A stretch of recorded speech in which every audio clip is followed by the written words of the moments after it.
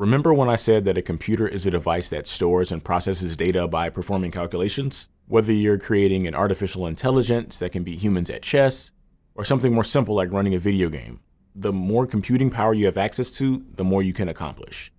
By the end of this lesson, you'll understand what a computer calculates and how. Let's look at this simple math problem. 0 plus 1 equals what? It only takes a moment to come up with the answer 1, but imagine that you needed to do 100 calculations that were this simple. You could do it, and if you were careful, you might not make any mistakes. But what if you needed to do 1,000 of these calculations? How about 1,000,000? How about 1,000,000,000? This is exactly what a computer does. A computer simply compares ones and zeros, but millions or billions of times per second. Wowza. The communication that a computer uses is referred to as binary system, also known as base 2 numeral system.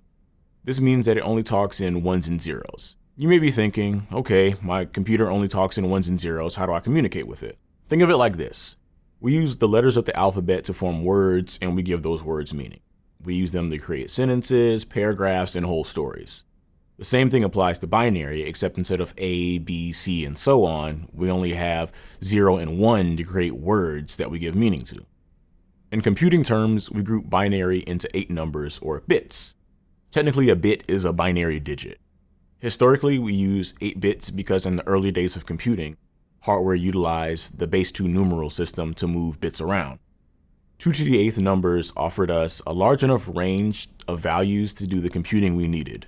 Back then, any number of bits was used, but eventually the grouping of 8 bits became the industry standard that we use today.